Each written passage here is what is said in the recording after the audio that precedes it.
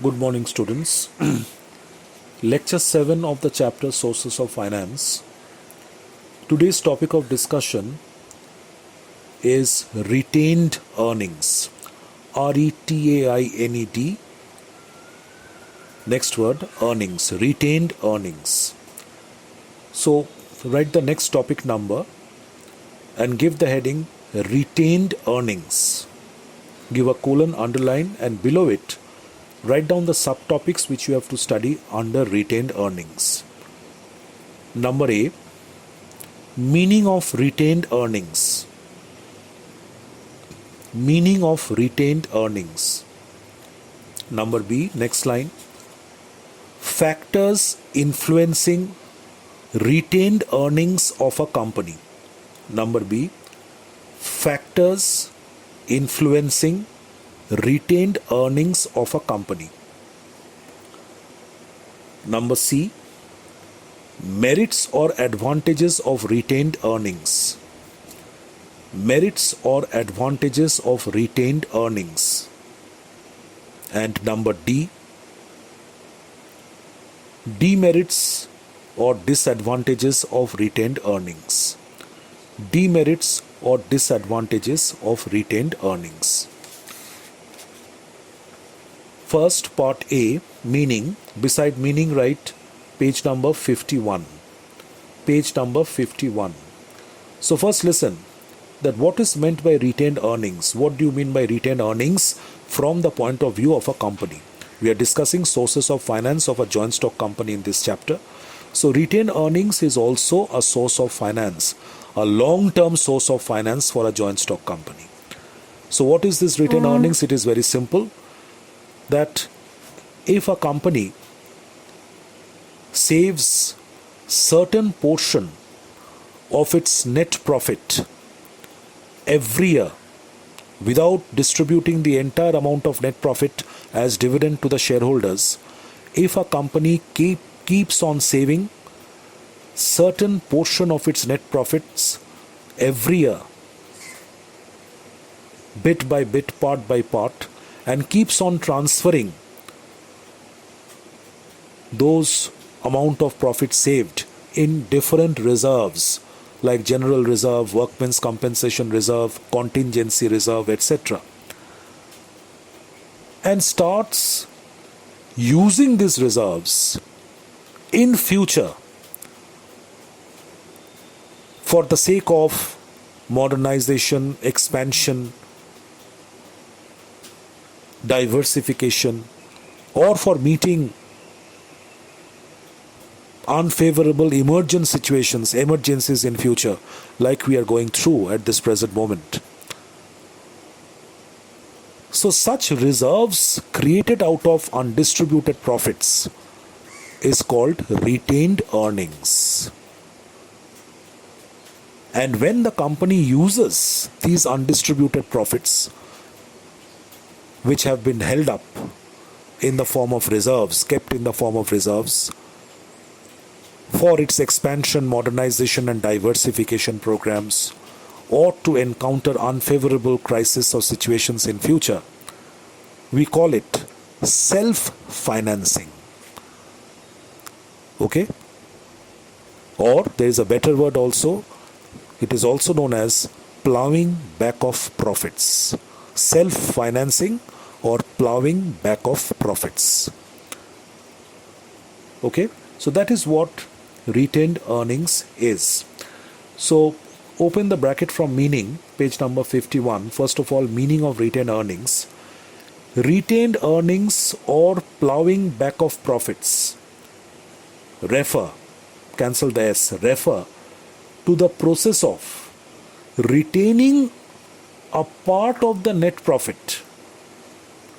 After net profit, right, of a company, retaining a part of the net profit. Retaining means not distributing, keeping aside. Retaining a part of the net profit of a company, give an arrow and write of a company, year after year, and reinvesting the same in the business.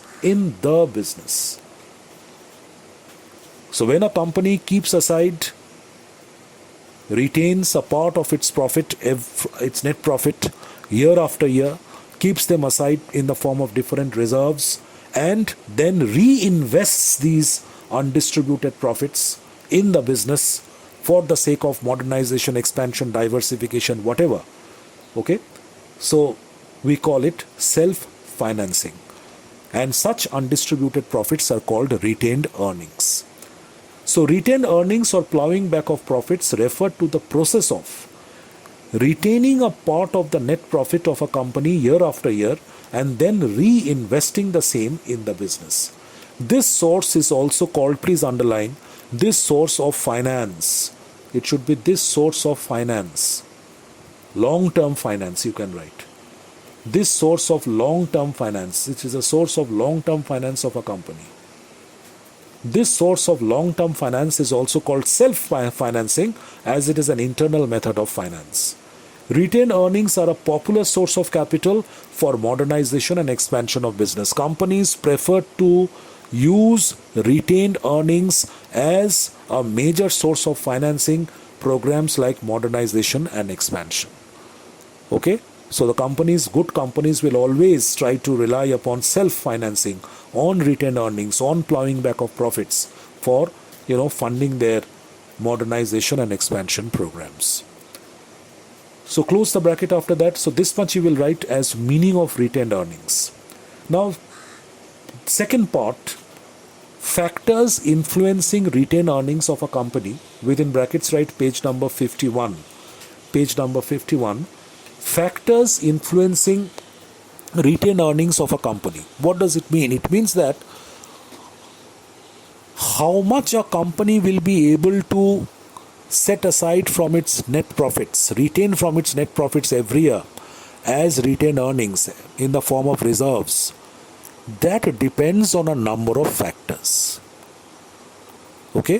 Whether the company will be at all set aside good amount of its net profits, retain good amount of its net profits in the form of reserves and use it as retained earnings later on, or it will not be possible for a company to retain sufficient amount of net profits and use it for self-financing later on. So this depends on a number of factors. So here we have to discuss those factors.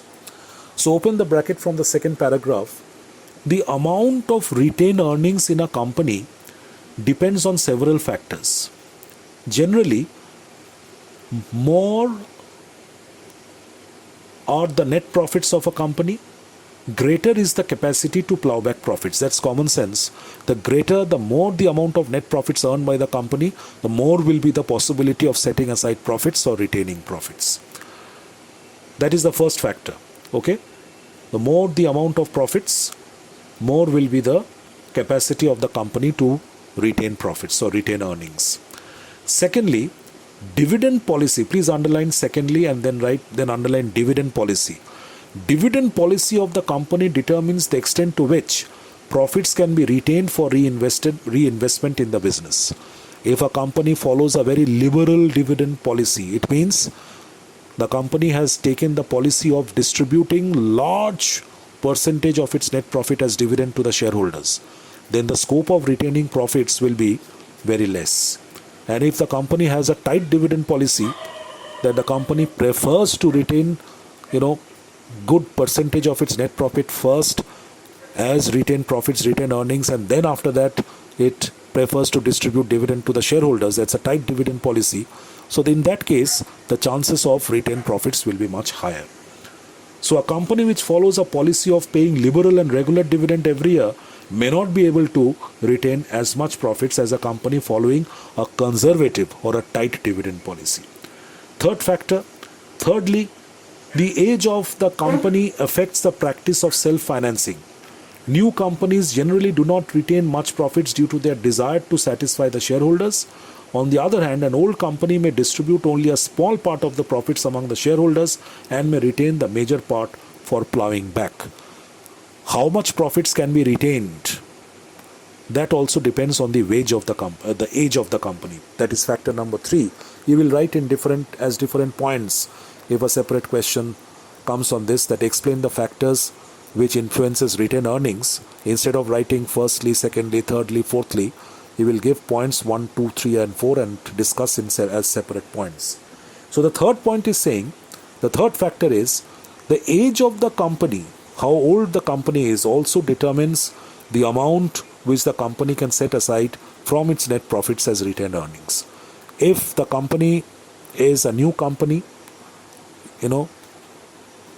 comparatively a newcomer, just it has come into the market a couple of years back perhaps, a new companies for the first few years will not be able to retain much profits, much earnings from its net profits, because during the first few years it will have to attract more shareholders, more investors, and therefore it will have to give high rates of dividend during the first few years of its life to keep the interests of the existing shareholders alive and to attract more investors who can invest more money and buy more shares of the company. So it will have to give, high rates of dividend out of its profits every year, which will reduce the chances of retained earnings.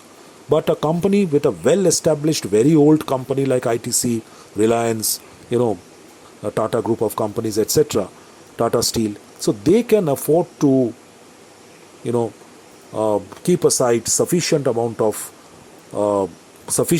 as retained earnings from the net profits every year. Okay, and lastly, the fourth factor is the future plans of the company regarding modernization and expansion also have an influence on retained earnings.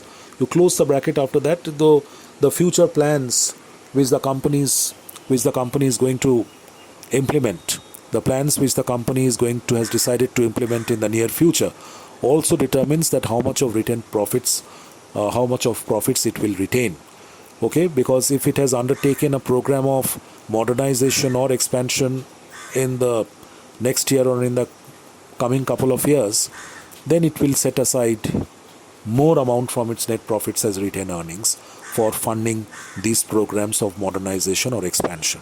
And if a company does not have these programs in hand in the near future, so it may not retain that much amount from its profits. So these factors determine the amount of retained earnings which can be made or which should be made by a company. Now the third subtopic is advantages or merits of retained earnings. You write here beside this pages 51 to 52. Pages 51 to 52, advantages or merits of retained earnings. This will be discussed from 2 points of view. First of all, advantages or merits of retained earnings from the point of view of the company, and then advantages of retained earnings from the point of view of the shareholders. So open the bracket from this particular heading, merits or advantages to the company. It is actually, they are discussing now merits and advantages of retained earnings from the point of view of the company.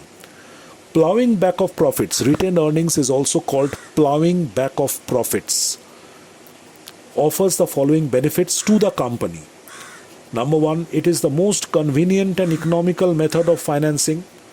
Very easily, it is the company's discretion, the director's discretion, whether they will retain earnings from profits or not.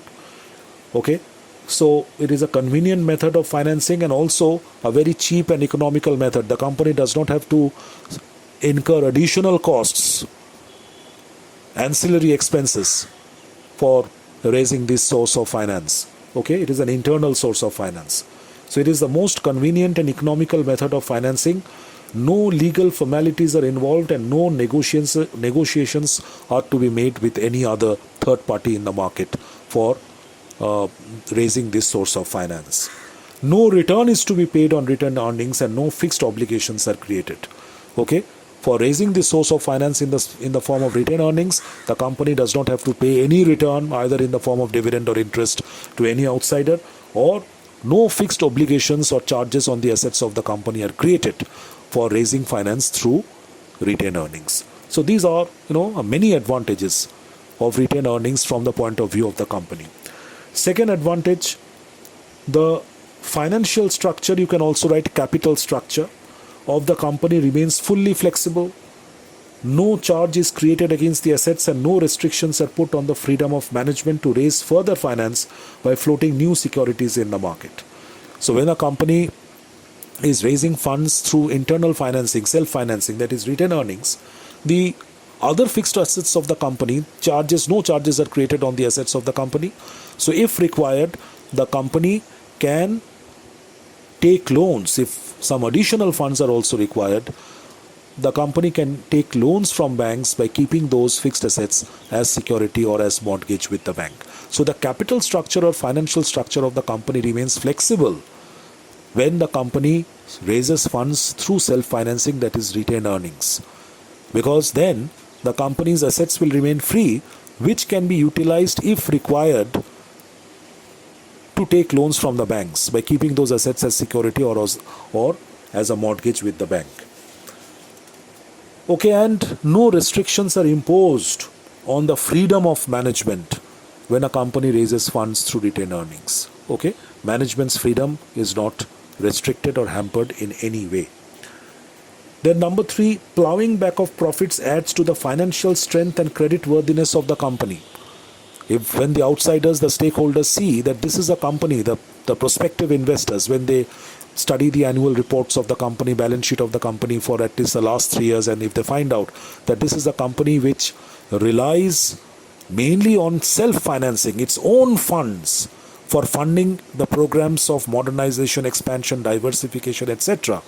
So that reflects the company's own financial strength, okay, which draws more investors, more people in investing money in that particular company, because it proves the financial creditworthiness or the financial strength of the company if the company funds its projects through its own earnings. So a company with large reserves can face unforeseen contingencies and trade cycles with ease and economy. So that is also an advantage, that a company which has created good amount of reserves, general reserve, contingency reserve, etc., with the help of retained earnings year after year, it will be able to face unforeseen trade cycles, periods of recession, depression, etc., then periods of crisis and emergency like we are facing in this COVID pandemic era. So it will be easier for the company to face all these unforeseen situations, unfavorable conditions in future if it has generated enough retained earnings. Number 4, retained earnings can be used to redeem debts and to replace obsolete assets. If required, the company can use its own reserves, own retained earnings to pay back debts. Okay, either two loans have been taken, it can use its own reserves to repay loans, pay debts to its creditors, or replace obsolete assets. Machines have become obsolete, backdated, so the company can use its own reserves for buying new assets and replace the old assets. So a company with large reserves can take advantage of business opportunities also. All of a sudden, a new business opportunity may arise in the market. The external environment can offer a new business opportunity all of a sudden. Companies with sufficient amount of funds, with sufficient amount of retained earnings, will be able to invest additional funds during that period and avail that opportunity for earning more profits. Okay. Number 5, reserves created by plowing back of profits can be used to stabilize the rate of dividend on equity shares. Regular dividends help to improve the relations with the shareholders. You close the bracket after point number 5. So with the help of reserves, the company can pay dividend to its shareholders in the form of bonus shares whenever required. You know that capitalization of undistributed profits is nothing but issue of bonus shares. I have explained that concept to you before. So whenever the company keeps on from time to time, whenever it is not in a position to pay dividend to the shareholders in cash, it can capitalize a portion of its undistributed profits, these reserves, convert them into share capital and offer equity shares free of cost to the existing shareholders as bonus shares. So such a gesture develops the relation, helps the company to develop its relations with its shareholders. So close the bracket after point number 5. Then advantages to the shareholders. Come down. These are the advantages of retained earnings from the point of view of the shareholders. So open the bracket, underline advantages to shareholders. three advantages are there. Number one, shareholders of a company having large reserves and surplus get the benefit of safety of investment. Equity shareholders also get the safety and security. He gets a feeling of safety and security that my company, the company in which I have invested and bought shares, have amassed so much of reserves, huge amount of reserves and undistributed profits. So therefore, the future of the company is not at risk, anymore. Number two, shareholders will receive regular dividends as deficiency of 1 year will be made good out of the undistributed profits of previous years. With the help of undistributed profits, shareholders will be getting regular dividends. Okay, either dividends in cash or maybe in the form of bonus shares. Number three, plowing back of profits will add to the profitability and earning capacity of the company. When the company resorts to self-financing, it reinvests its own retained profits, retained earnings in the business for expanding its business, for modernizing, for diversification of business activities, switching over from one product to another product. Okay, then all this makes the possibility for the company to earn more profits. The possibilities for earning more profits of the company increases when the company resorts to such programs of modernization, expansions and diversification with the help of retained profits. So plowing back of profits, it means reinvesting your own profit in your own business. That is plowing back of profits. So plowing back of profits will add to the profitability and earning capacity of the company.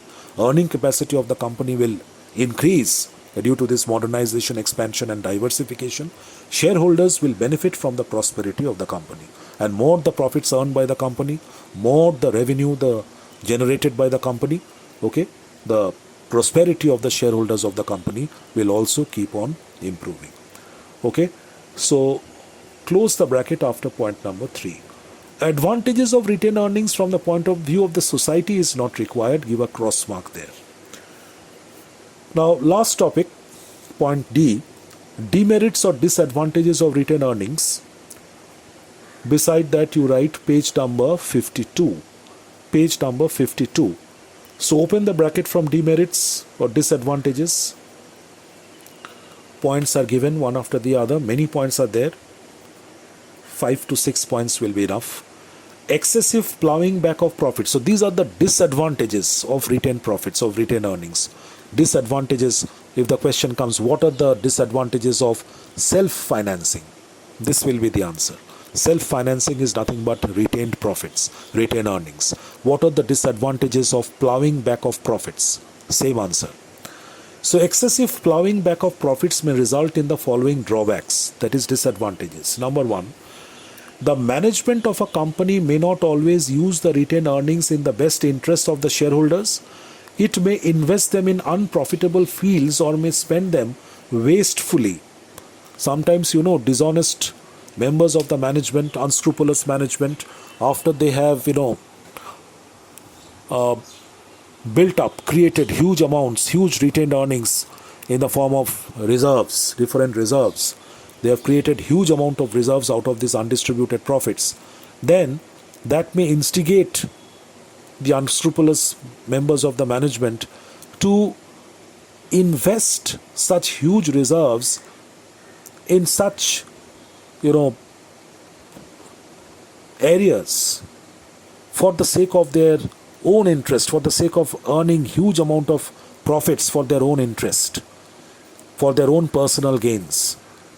They may not care for the interest of the shareholders while investing those retained profits, while investing those reserves. So these reserves, these retained profits may be used in unprofitable areas and eventually they may get wasted, lead to a wastage of huge amount of funds or profits of the company.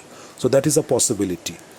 Number 2, too much dependence on retained earnings may tempt the management to issue bonus shares to the equity shareholders.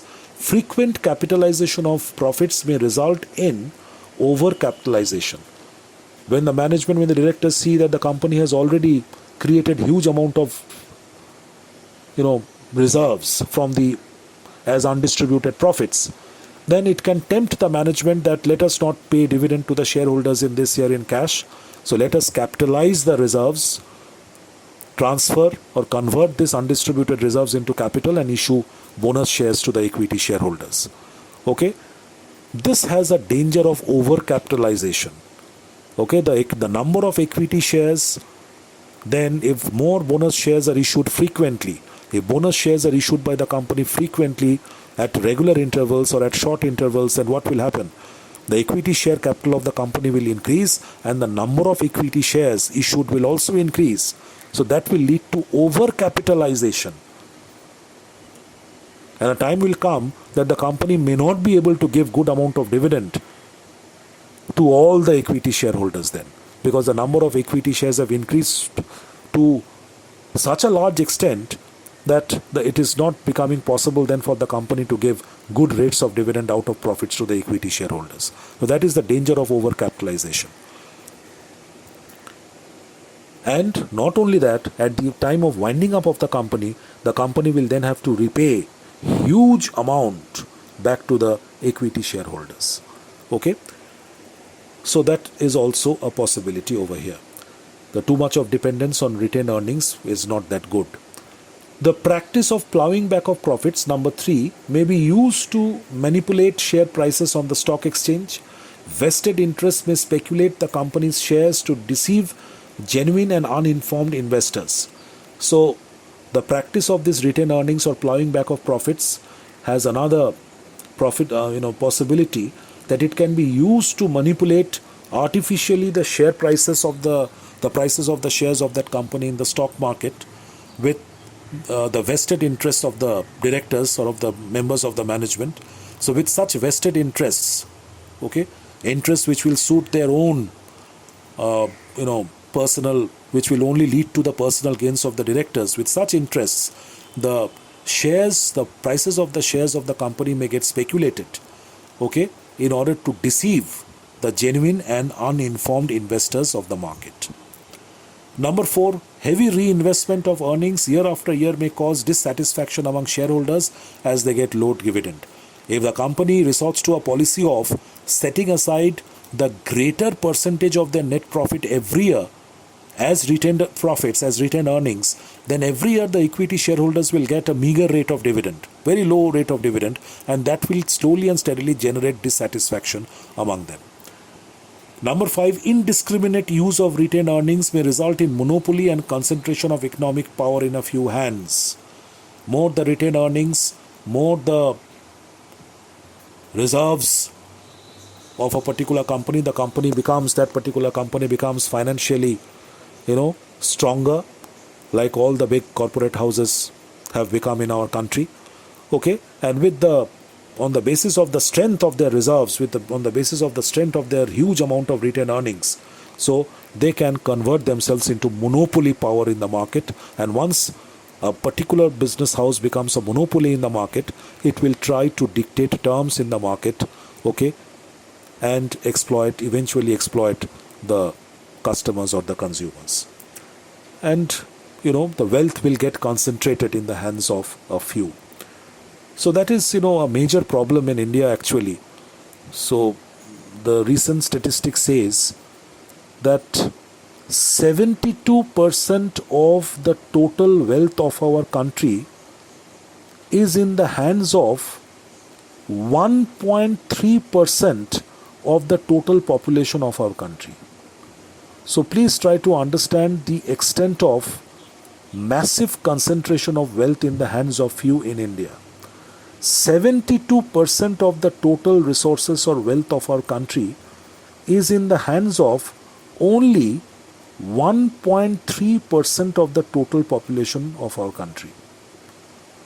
Okay, if you consider the total population of our country is 130 crore, 1.3% is only 1.3 crores. So 1.3 crores of the people living in India, they own 72% of the total wealth of our country. So, that this statistics is quite alarming. And this becomes possible because of this huge amount of retained earnings, huge amount of reserves, which big companies keep on piling year after year. Number 6, one more point you learn. It is an unstable source as profits may not remain the same in future years. A company exactly really cannot depend on retained earnings for funding its programs of modernization and expansion with great degree of certainty, because how much profits it will earn in the years to come, no one can predict at present. No one can predict before.